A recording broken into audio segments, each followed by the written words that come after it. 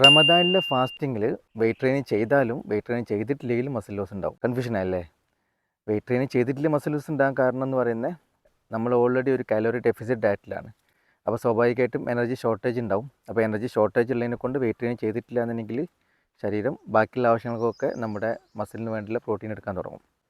നമ്മൾ തെറ്റായ ഒരു സമയത്ത് വെയിറ്റ് ട്രെയിനിങ് ചെയ്യുകയാണെന്നുണ്ടെങ്കിൽ അതും മസിൽ ലോസിന് കാരണമാകാൻ സാധ്യതയുണ്ട്. അതായത് ഫാസ്റ്റിങ്ങിലായിരിക്കുമ്പോൾ സ്വാഭാവികമായിട്ടും നമ്മുടെ ശരീരം എനർജിക്ക് വേണ്ടിയിട്ട് മസിലുകളിലെ ഗ്ലൂക്കോസ് അഥവാ ഗ്ലൈക്കോജൻ സ്റ്റോറേജ് എടുക്കാൻ തുടങ്ങും.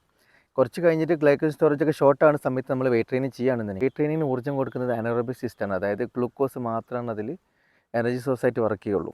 അപ്പോൾ മസിലിന് ആവശ്യമുള്ള പ്രോട്ടീൻ എടുത്തിട്ട് ഗ്ലൂക്കോനിയോജനസിസ് വഴി ഗ്ലൂക്കോസ് ആക്കിയിട്ട് വെയിറ്റ് ട്രെയിനിങ്ങിന് വേണ്ടി ഉപയോഗിക്കാൻ തുടങ്ങും. അതുപോലെ തന്നെ നമ്മുടെ വെയിറ്റ് ട്രെയിനിങ് ചെയ്ത് കഴിഞ്ഞ് കഴിഞ്ഞാൽ ഓൾറെഡി നമുക്ക് ഗ്ലൈക്കോജൻ ഡെപ്ലീഷൻ ഉണ്ടാവും. പെട്ടെന്ന് നമുക്ക് എന്ത് ചെയ്യണം, റിക്കവറി വേണം, ഗ്ലൈക്കോജൻ പെട്ടെന്ന് ഫില്ല് ചെയ്യണം, അത് നമുക്ക് സാധിക്കില്ല. അപ്പോഴും നമുക്ക് അത് മസിൽ ലോസിന് കാരണമാവാൻ സാധ്യതയുണ്ട്. റമദാൻ മാസം വെയിറ്റ് ട്രെയിനിങ് ചെയ്യാൻ പറ്റിയ നല്ല സമയം എന്ന് പറയുന്നത്, ഒന്ന് നമ്മൾ ഇഫ്താർ കഴിഞ്ഞിട്ട് ഒരു അരമണിക്കൂർ കഴിഞ്ഞിട്ട് ഒരു ലഘു മീൽ കഴിച്ചിട്ട് വെയിറ്റ് ട്രെയിനിങ് ചെയ്യാൻ പറ്റും.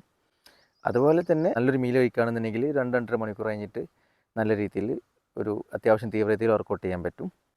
പിന്നീട് നമ്മുടെ സുഹൂറിന് മുമ്പായിട്ട് അല്ലെങ്കിൽ അത്താഴത്തിന് മുമ്പായിട്ട് നമുക്ക് വെയിറ്റ് ട്രെയിനിങ് ചെയ്തിട്ട് പിന്നീട് അത്താഴം കഴിക്കുന്ന രീതിയിലും ചെയ്യാൻ പറ്റും.